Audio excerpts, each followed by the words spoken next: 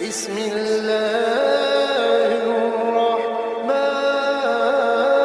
الرحيم.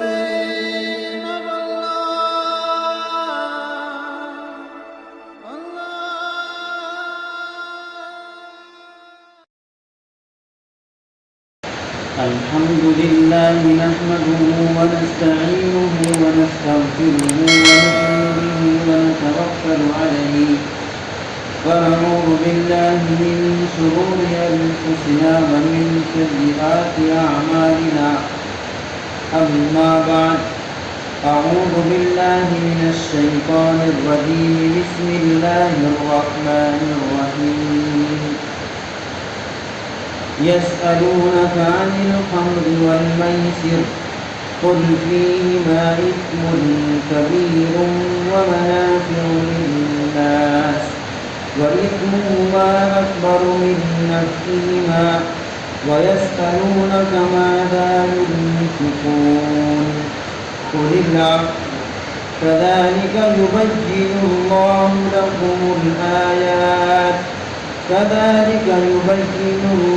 لكم الآيات لعلكم تتفكرون في الدنيا والآخرة. یہ لوگ آپ سے شراب اور جوے کے متعلق دریافت کرتے ہیں. آپ کہہ دیجئے کہ ان دونوں میں بڑا گناہ ہے اور کچھ لوگوں کے لیے نفع بھی ہیں، اور ان کا نقصان اور گناہ نفع سے بہت زیادہ ہے. اور یہ لوگ آپ سے پوچھتے ہیں کہ مالوں میں سے کتنا خرچ کریں. آپ کہہ دیجئے کہ آسانی سے جو بھی بچے وہ خرچ کرو. اسی طرح اللہ تعالیٰ تمہارے لیے احکام کو واضح طور پر کھول کر بیان کرتے ہیں تاکہ تم دنیا اور آخرت کے معاملات میں سوچ لیا کرو. گزشتہ ہفتے بھی یہی آیت پڑھی گئی تھی. اس آیت میں چونکہ دو احکام کے متعلق بیان ہے، ایک شراب کے متعلق تفصیلی احکام ہے اور دوسرے جوے کے متعلق. گزشتہ ہفتے شراب کے متعلق جو باتیں تھیں وہ بیان کی گئی. دوسری بڑی چیز جس کی شریعت کے اندر ممانعت ہے وہ ہے جوا. ہم لوگ سب ہمیشہ سنتے رہتے ہیں کہ جوا حرام ہے.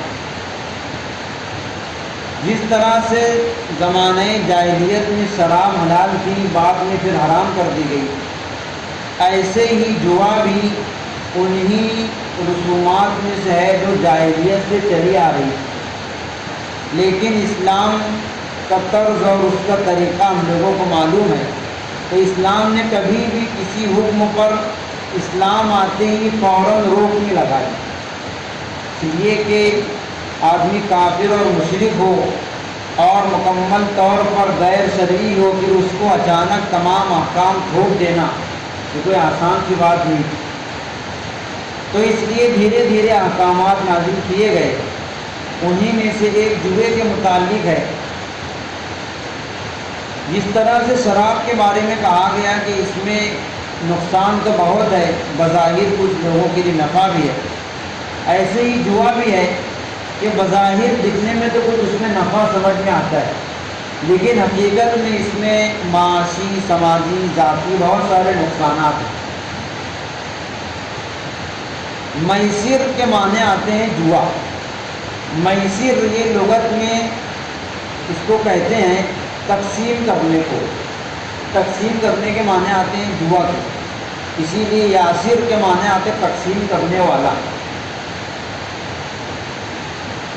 جوا کی جاہلیت میں جو شکل تھی، اگرچہ ابھی اس کی شکلیں بہت سی الگ الگ طرح کی آتی ہیں، لیکن جس وقت یہ آیت نازل ہوئی اس وقت جس طرح سے وہ لوگ جوا کھیلتے تھے اس کی شکل یہ تھی کہ وہ لوگ مل کر کے ایک اونٹ ذبح کرتے اور اونٹ کا گوشت تقسیم کرنے میں جوا کھیلتے. یعنی جوا کھیل کر کے جو جیتے گا وہ اونٹ کا گوشت زیادہ لے گا. جس کے حصے میں جتنا اونٹ کا گوشت آئے گا وہ سب اس کو صدقہ کر دیں گے، کوئی استعمال نہیں کرے گا، اور جس کے ذمے میں کچھ بھی نہیں آیا وہ ہار گیا تو پورے اونٹ کی قیمت وہ دے گا، یہ ان کی شکل تھی۔ تو وہ لوگ گوشت تقسیم کرتے تھے، اس لیے اس جوئے کا نام میسر کہا گیا کہ یہ جوا میسر ہے عربی میں۔ اور اس میں چونکہ بظاہر فائدہ تھا وہ یہ کہ وہ گوشت صدقہ کرتے تو فقراء کو کھانے پینے کو سامان مل جاتا، تو بظاہر اس میں ایک نفع تھا کہ فقراء کو جب وہ لوگ گوشت صدقہ کرتے ان کو کم سے کم اتنا یہ تھا کہ ناجائز طریقے سے مال حاصل کیا تو اس کو استعمال نہیں کرتے، اس کو صدقہ کر دیا کرتے۔ تو اس لیے کہا گیا کہ اس میں معمولی نفع بھی ہے لیکن اس کے نقصانات بہت ہیں۔ اس وقت تو جوا کی یہ شکل تھی، لیکن اس کے بعد مختلف زمانوں میں الگ الگ جوئے کی شکلیں ہوئی، اور آج بھی مختلف الگ الگ شکلوں سے جوا کھیلا جاتا ہے۔ اس میں تمام چیزیں شامل ہیں۔ میسر کو عربی کے دوسرے لفظ میں کہتے ہیں قمار، اردو میں ایک ہی لفظ ہے جوا، اور قمار کے معنی آتے ہیں مخاطرہ، یعنی ایسے جگہ مال لگانا جس میں خطرہ ہو، دونوں پہلو ہو، نفع بھی ہو سکتا ہے اور نقصان بھی ہو سکتا ہے۔ ہم لوگ جانتے ہیں کہ جوا کے اندر اسی طرح ہوتا ہے، مال لگائیں گے کہ یا تو بہت زیادہ مل جائے گا اور یا سب کے سب ہاتھ سے چلا جائے گا۔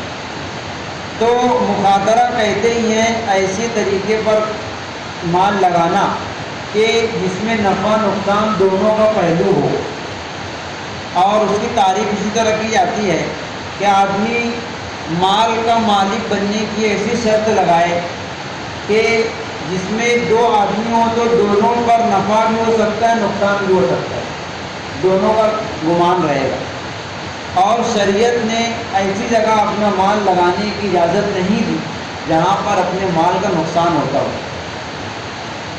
اب اس کی مختلف شکلیں ہیں۔ مثال کے طور پر کوئی کھیل کھیلتے ہیں، کھیل کے اندر شرط لگاتے ہیں کہ اگر میں جیت گیا تو آپ اتنی رقم دیں گے، اور اگر آپ جیت گئے تو میں اپنی طرف سے اتنی رقم دوں گا۔ اب یہ شرط ہے، اب دونوں پہلو ہے، جیت بھی سکتے ہیں اور ہار بھی سکتے ہیں، کوئی یقینی بات نہیں ہے۔ تو یہ بھی جوئے کی شکل ہے، اس وقت بھی اس طرح سے کھیلتے تھے، اور یہ تو آج کل بھی ہوتا ہے کہ دو ٹیم یا دو گروپ اس طرح سے مل کر شرط لگاتے ہیں کہ جو جیتے گا تو فریق مخالف اس کو رقم دے گی، یہ بھی جوئے میں داخل ہے۔ ہاں اگر اس میں اس طرح ہو کہ صرف ایک طرف سے ہو، کہ اس طرح کہے کہ اگر آپ جیت گئے تو میری طرف سے آپ کو اتنی رقم رہے گی، اور اگر میں جیت گیا تو میں آپ سے کچھ نہیں لوں گا، تو یہ اس کو جوا نہیں کہیں گے، اس کو گویا کہ دوسرے کی طرف سے انعام کہیں گے۔ اسی طرح سے اس طرح ہو کہ دو لوگ آپس میں مقابلہ کریں اور پیسہ کسی تیسرے آدمی کی طرف سے ہو، وہ کہے کہ آپ لوگ کھیلو اور جو جیتے گا میری طرف سے اس کو انعام، تو یہ بھی جوا نہیں۔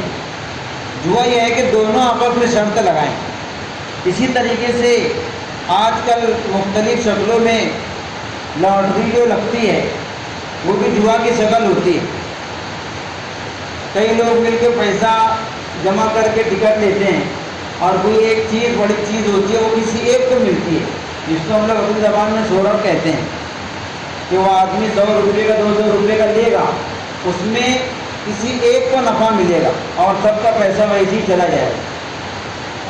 اسی طرح سے معمہ حل کرتے ہیں، اخبارات میں جو آتا ہے حل کرنے کے لیے، اس میں بھی یہ ہے کہ اگر آپ فری میں حل کریں بغیر کسی فیس کے اور آپ کو حل کرنے پر انعام ملے تب تو درست ہے، لیکن اگر اس کو حل کرنے کے لیے آپ پہلے پیسے جمع کریں 10 روپیہ 20 روپیہ جو بھی ہے، وہ جمع کرنے کے بعد آپ اس کو حل کریں، اور حل کرنے کے بعد اس میں جیت بھی ہو سکتی ہے اور ہار بھی ہو سکتی ہے، تو ایسی جگہ جہاں پر اپنے پیسے کا نقصان ہو جیتنے ہارنے پر، وہاں پر شریعت نے اس طرح معاملہ کرنے کی اجازت نہیں دی، وہ جوا کے اندر داخل ہے۔ اس کی مختلف شکلیں جو بھی ہو، شکلیں بدلنے سے حکم نہیں بدلتا، شکلیں جو بھی ہو حکم وہی رہے گا کہ اگر نفع اور نقصان دونوں کا احتمال ہو تو وہ جوا ہے، وہ درست نہیں ہے۔ اس طرح سے مختلف کھیل زمانے جاہلیت میں بھی کھیلتے تھے اور آج کل بھی لوگ کھیلتے ہیں۔ کیرم ہے، لوڈو ہے، یہ سب نام بدل گیا لیکن شکلیں پرانی ہی ہے۔ تو اگر اس کے اندر اس طرح کی شرطیں لگا کر کے کھیلے تو اس کے بارے میں اتنی سخت وعید ہے۔ اللہ کے نبی صلی اللہ علیہ وسلم نے فرمایا کہ جو اس طرح سے کھیل کھیلتا ہے گویا کہ اپنے ہاتھوں کو خنزیر کے خون میں رنگ لیتا ہے۔ ظاہریت میں بھی جیسا کہ گزشتہ ہفتے بتلایا گیا، بہت ساری چیزیں حرام ہونے کے باوجود بھی اللہ کے نبی صلی اللہ علیہ وسلم اور بہت سے صحابہ ایسے تھے کہ وہ کبھی اس کے اندر مبتلا نہیں ہوئے۔ اسی طرح سے جوا ہے۔ ایک مرتبہ سورہ روم کے اندر تذکرہ ہے، غلبت الروم، روم اور فارس کی جنگ ہوئی، اہل روم مغلوب ہو گئے اور فارس غالب آ گئے۔ فارس یہ مشرکین تھے اور روم والے اہل کتاب تھے، یعنی عیسائی تھے، حضرت عیسیٰ علیہ السلام پر ایمان رکھتے تھے۔ تو چونکہ اہل کتاب عیسائی تھے وہ مسلمانوں سے کچھ قریب ہیں اور مشرکین تو بہرحال دشمن ہیں۔ تو اس موقع پر کفار نے مسلمانوں کو طعنہ دیا کہ دیکھو وہ اہل کتاب تھے، وہ بھی ناکام ہوئے، مغلوب ہوئے، اگر تمہاری بھی ہم سے لڑائی ہوگی تو تم بھی ہم سے مغلوب ہوگے۔ تو اللہ تعالیٰ نے خوشخبری دی تھی کہ سیغلبون، عنقریب روم اور فارس کی دوبارہ جنگ ہوگی اور اس میں اہل روم غالب آئیں گے۔ تو حضرت ابوبکر صدیق نے کسی کافر سے یہ شرط لگا لی تھی کہ اہل روم غالب آئیں گے، اور وہ کہہ رہا تھا نہیں بلکہ مشرکین فارس غالب آئیں گے، اور دونوں نے اس پر شرط لگا لی کچھ اونٹ دینے کی۔ بعد میں جب اہل روم غالب آئے تو حضرت ابوبکر نے شرط کے موافق اس کافر سے اپنے مطالبے کے اونٹ حاصل کیے اور اللہ کے نبی کے پاس لے کر گئے تو آپ نے کہا کہ ان سب کو صدقہ کر دو، یہ درست نہیں، جب کہ ابھی تک جوا حرام نہیں ہوا۔ تو پہلے بھی اللہ کے نبی نے اس بات کا خیال کیا ہے، بہت سے صحابہ ایسے تھے جو غلط کام بعد میں ہونے والا حرام تھا، پہلے بھی اس سے آپ نے بچایا۔ اس میں یہ کہا گیا کہ اس میں کچھ نفع بھی ہے اور نقصان تو بہت ہے۔ نفع تو اس کا ظاہر ہے کہ اگر جیت گئے تو بیٹھے بیٹھے آدمی لکھپتی بن جاتا ہے، بہت سارا مال حاصل ہو جاتا ہے، یہ بظاہر ایک نفع ہے۔ لیکن اس کی مضرتیں جو ہیں وہ سماجی، معاشی، ہر طرح سے اس کی مضرتیں ہیں۔ سب سے بڑا نقصان تو اس کا یہ ہے کہ یہ جو مال جیتنے پر حاصل ہوگا یہ دوسرے کا نقصان کر کے حاصل ہوگا۔ اپنے کو مال ملے گا جیتنے پر تو ظاہر سی بات ہے کسی کی طرف سے ملے گا جو ہارا ہے تو اس کا تو نقصان ہو گیا۔ کسی کی مضرت کر کے، کسی کو نقصان پہنچا کر کے مال حاصل کرنا یہ بنیادی طور پر غلط ہے۔ اس سے مال میں اضافہ نہیں ہوا، بس یہ ہوا کہ ایک کا مال دوسرے کے پاس آ گیا، مال اتنا ہی ہے۔ تجارت کرنے سے، کاروبار کرنے سے مال بڑھتا ہے، اور اس میں کیا ہے کہ مال اتنا ہی ہے لیکن بس صرف ایک کے پاس سے دوسرے کے پاس آ گیا۔ اور شریعت نے تو ہر جگہ دوسرے کو نفع پہنچانے کی ترغیب دی ہے، کہیں پر بھی شریعت میں ایسا عمل درست نہیں ہے کہ جس سے کسی کو تکلیف ہو۔ اور یہاں پر تو جوئے کے اندر پورا دار و مدار ہی دوسرے کے نقصان پہنچانے پر ہے، اس لیے بنیادی اس کے اندر مضرت ہے کہ اس میں نفع جو ملے گا دوسرے کو نقصان پہنچا کر کے ملے گا۔ دوسرا بڑا اس کا نقصان یہ ہے کہ اس کی وجہ سے آدمی کاہل ہو جائے گا۔ جب اس کو یہ لت لگ جائے گی کہ بیٹھے بیٹھے کھیلنے سے پیسہ حاصل ہو جا رہا ہے تو محنت کرنے کی کیا ضرورت ہے، وہ کاہلی اور اسی طرح سے کام نہ کرنے کی عادت پڑ جائے گی اور وہ اس طرح سے ناجائز اور حرام طریقے سے مال کھانے کا عادی ہو جائے گا۔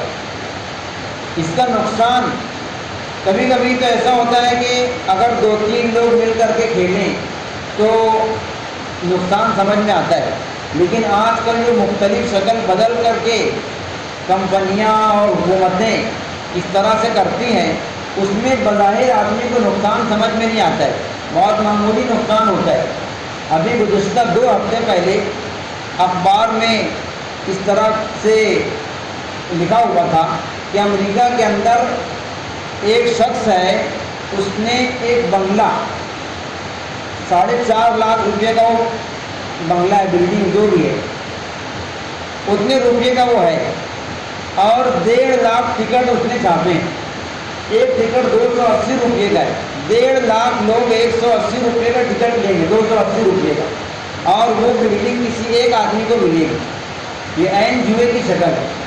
हर शख्स 280 रुपये जमा करके टिकट लेगा और वो बंगला 4.5 लाख का किसी एक आदमी को मिलेगा, और बकिया जितना पैसा जमा हुआ वो सब जिस शख्स ने वो किया है उसके पास जाएगा। तो इसमें आदमी को लगता क्या है कि 280 रुपये तो है, अगर किस्मत खुल गई तो बंगला मिल जाएगा, और नहीं तो 280 रुपये तो वैसे ही है। तो ये मामूली नुकसान लगता है, और आदमी बोलता है कि माल तो अपना है, नुकसान करने पर मैं राज़ी हूँ। ये भी आदमी की गलत ख्याली है। शरीयत अपना मामूली रुपया भी नुकसान करने की इजाज़त नहीं देती। आप ये कह रहे हैं कि रुपया मेरा है, मैं नुकसान करने पर राज़ी हूँ, ये ख्याल ही गलत है। हमारा माल, इसके हम लोग मालिक हैं, लेकिन हकीकतन मालिक नहीं। हमारे माल का भी हकीकी मालिक अल्लाह ताला है। वो जहाँ पर कहेंगे वहीं पर हम खर्च कर सकते हैं, अपना जहाँ पर नुकसान हो वहाँ पर माल नहीं लगा सकते। तो ये जुए की मुख्तलिफ शक्लें हैं। इसका एक बड़ा नुकसान ये है कि जब आदमी इसके अंदर लगेगा और अगर हार गया, माली नुकसान हो गया, तो सिर्फ उसको नुकसान नहीं होगा, उसके बीवी बच्चे सब पर उसका असर पड़ेगा। घर के अंदर मुसीबत आएगी। किसी से कर्ज लेकर अगर खेला हो तो उसका कर्ज डुबा देगा। इसी तरह से बेशुमार नुकसानात हैं। इस तरह से इसके नुकसानों में एक नुकसान ये है कि इससे माशरे के अंदर झगड़ा फसाद होगा। जाहिर सी बात है, जो आदमी हारेगा तो हारने के बाद बहुत कम ऐसा होता है कि आदमी उस पर खुश हो। उससे फिर झगड़े की नौबत आती है, आपसी रंजिश होती है, जिसके मुतालिक सूरह माइदा में वजाहत की गई कि इन्नमा युरीदु शैतानु अन युक़िअ बैनकुमुल अदावत वल बग़ज़ा। शराब और जुए के ज़रिए से शैतान तुम में दुश्मनी और झगड़ा पैदा करना चाहता है, उसके मकासिद में से है। और बड़ा नुकसान ये है कि ये सब काम करने वाला आदमी वयसुद्दकुम अन ज़िक्रिल्लाह, तुमको अल्लाह के ज़िक्र से, नमाज से, इबादत से, दीगर अहकाम से दूर कर देगा। आप देखेंगे कि जो लोग इसके अंदर मुब्तला होते हैं वो इबादत से और दीन से बिल्कुल दूर होते हैं। इसकी वजह यह है कि शैतान जब हराम कामों के अंदर लगाता है तो नेकियों से बिल्कुल दूर कर देता है। तो ये उसके मफासिद और मज़बरात हैं। इससे वाज़ेह तौर पर ये समझ में आया, ये शरीयत का कायदा और उसूल है कि हर चीज़ के अंदर कुछ न कुछ फ़ायदा रहेगा और नुकसान भी रहेगा। जिस चीज़ में कुछ फ़ायदा भी हो और नुकसान भी हो तो हम फ़ायदे को सोच करके उस पर अमल नहीं कर सकते। उसका नुकसान लाजिम रहेगा, नुकसान सामने रखकर उससे बचना ज़रूरी है। जैसे बहुत सारी चीज़ें ऐसी हैं कि हम लोग उसका नुकसान समझते हैं लेकिन उसमें नफ़ा भी है।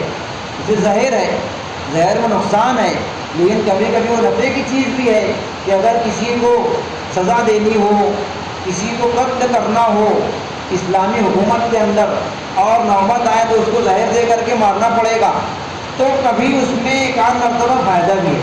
सांप है, हम लोग बज़ाहिर उसका नुकसान समझते हैं लेकिन उसके बहुत सारे दीगर फ़वाइद हैं।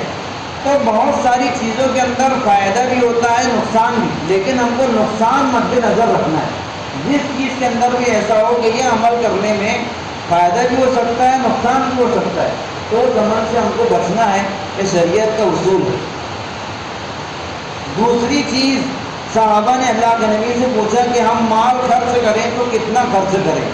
इस आयत के अंदर दूसरा जो मसला है वो ये कि सहाबा ने पूछा कि हम माल कितना खर्च करें, तो शरीयत ने कोई तायीन नहीं की। अगर मिसाल के तौर पर अल्लाह ताला तय कर देते कि तुम में से हर शख्स हर हफ्ते 100 रुपया खर्च करे, अब अगर किसी ने कमाया ही नहीं तो कैसे खर्च करेगा। तो शरीयत कभी मजबूर और परेशान नहीं करती।